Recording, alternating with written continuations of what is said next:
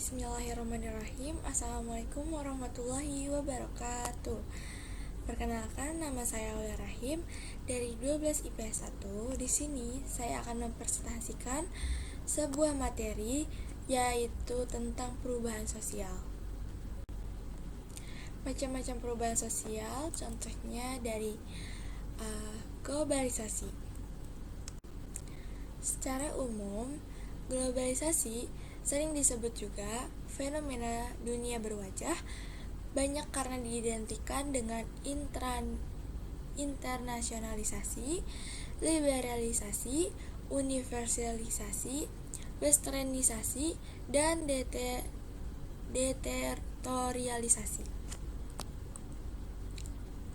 Pengertian globalisasi menurut para ahli yaitu yang pertama adalah Selo Sumarjan. Menurut beliau, globalisasi adalah proses terbentuk sistem komunikasi dan organisasi antara masyarakat yang ada di seluruh dunia mengikuti sistem dan kaidah-kaidah yang sama. Yang kedua yaitu Malcolm Waters. Menurut Waters, memberikan pengertian globalisasi dari sudut pandang yang berbeda. Ia menjelaskan globalisasi merupakan sebuah proses sosial di mana batas geografi tidak penting terhadap kondisi sosial budaya, yang mana akhirnya menjelma ke dalam kesadaran seseorang. Yang ketiga adalah Anton Giddens. Menurutnya, globalisasi adalah suatu proses radikalisasi dan universalisasi nilai-nilai modernitas peradaban barat ke seluruh penjuru dunia yang kemudian berkembang menjadi modernisasi global. Yang keempat adalah Rosabeth Moskanter. Menurut Rosabeth, globalisasi seperti sebuah pusat perbelanjaan global. Dunia menjadi sebuah pusat perbelanjaan global, tempat gagasan dan produksi setiap tempat pada saat yang sama. Yang kelima yaitu Martin Albro. Menurut Martin, melihat globalisasi sebagai keseluruhan proses ketika penduduk dunia terinkorporasi atau tergabung dalam masyarakat dunia yang tunggal, suatu masyarakat global. Ciri-ciri faktor penyebab terjadinya globalisasi. Yang pertama, itu adalah perubahan dari konsep ruang dan waktu. Hal ini ditandai dengan perkembangan barang-barang seperti telepon hingga internet. Kedua, pasar dan produksi ekonomi di negara-negara yang berbeda menjadi saling bergantung sebagai akibat dari pertumbuhan perdagangan, pembagian pekerjaan yang baru secara internasional. Yang ketiga adalah adanya peningkatan interaksi, kulturalisasi melalui perkembangan media massa, terutama televisi, musik, dan transmisi berita dan olahraga internasional. Yang keempat adalah meningkatkan berbagai masalah yang dialami suatu negara, misalnya pada bidang lingkungan, krisis, inflasi, dan masih banyak lainnya.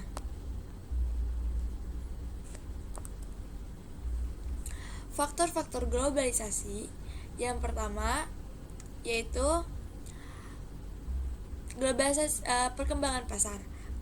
Globalisasi juga muncul keinginan kuat untuk mengembangkan pasar-pasar baru hingga ambisi untuk mendapatkan sumber daya ekonomi baru dan lebih murah. Yang kedua yaitu kemajuan teknologi dan komunikasi. Penyebab globalisasi yang selanjutnya adalah disebabkan karena adanya kemajuan teknologi komunikasi. Kemajuan ini ditandai dengan mudah masyarakat dunia berinteraksi dengan komunikasi jarak jauh. Yang kedua adalah perubahan pandang, cara dan gaya hidup. Gaya hidup merupakan salah satu penyebab meningkatkan globalisasi sehingga mampu mengubah idealisasi manusia yang melahirkan budaya massa, budaya konsumerisme, dan budaya ekstasi gaya hidup. Yang keempat adalah perubahan iklim politik dunia.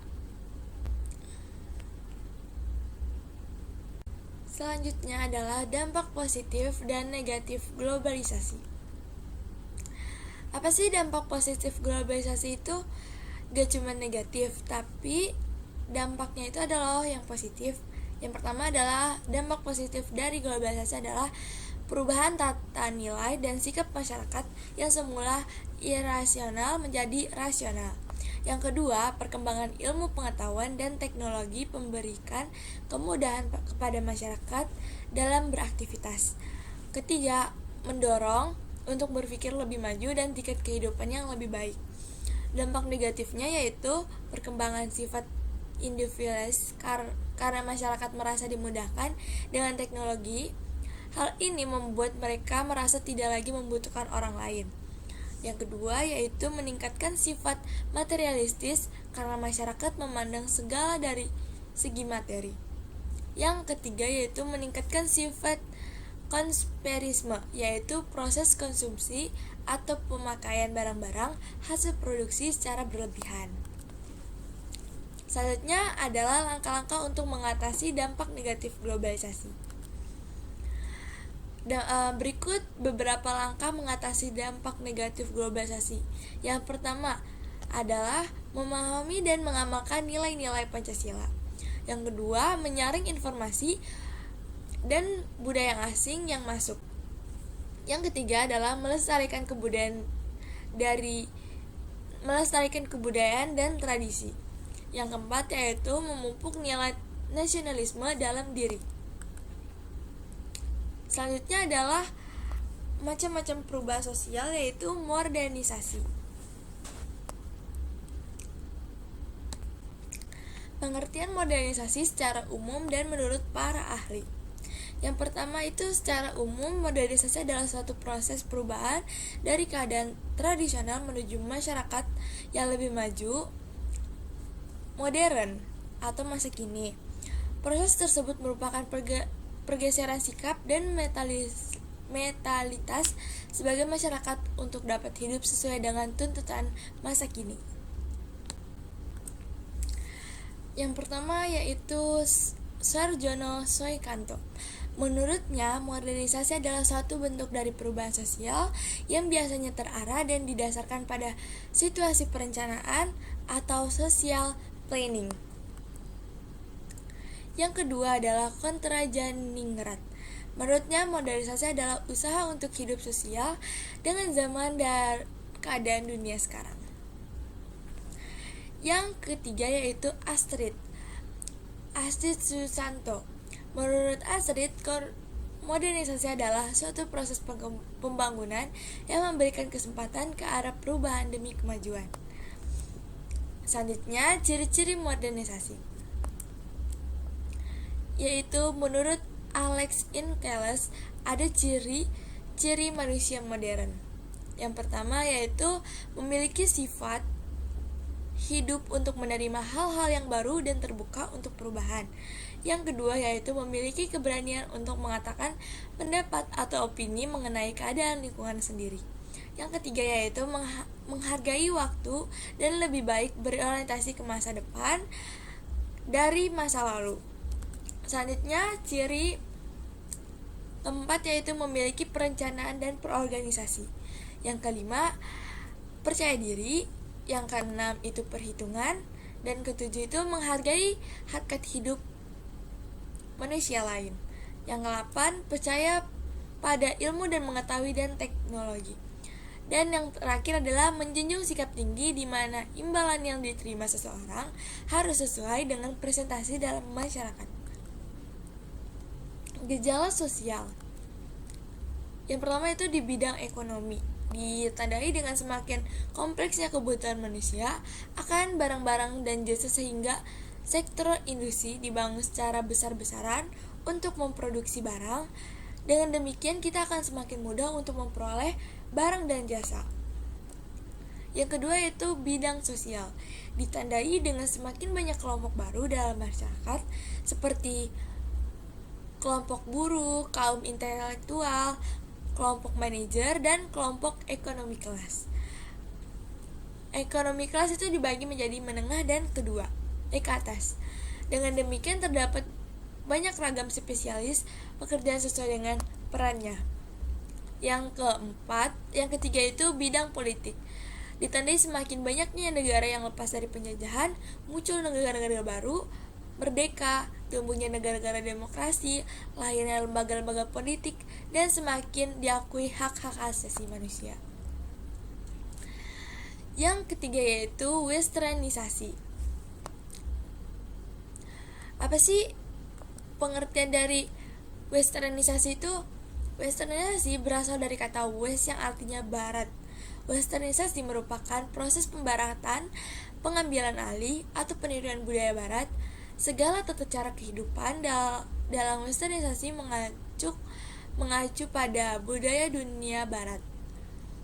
Proses pengambilan atau peniruan budaya barat dalam westernisasi dilakukan secara langsung, tanpa ada seleksi atau penyesuaian dengan budaya setempat. Unsur budaya yang paling cepat ditiru umumnya adalah budaya material seperti gaya rambut, pakaian, pergaulan bebas, budaya pesta, dan bentuk rumah. Dampak positifnya yaitu westernisasi mengubah perubahan masyarakat dari penguasaan teknologi dan penguasaan pengetahuan. Adanya akulturasi budaya sehingga masyarakat bisa memahami budaya baru serta menerapkan hal positif. Yang ketiga itu memakai bahasa-bahasa asing dan komunikasi bermanfaat untuk menambah wawasan. Ada juga dampak negatifnya. Yang pertama, berkurangnya jiwa nasionalisme. Yang kedua, gaya hidup masyarakat lebih konsumtif. Yang ketiga, terjadi perubahan perilaku masyarakat lebih bersikap individualis dan lunturnya jiwa kekeluargaan. Yang keempat, lebih menyukai segala sesuatu yang sifatnya instan. Sekian presentasi dari saya. Jika ada kekurangan, tolong dimaafkan. Billahi taufiq wal hidayah. Assalamualaikum warahmatullahi wabarakatuh.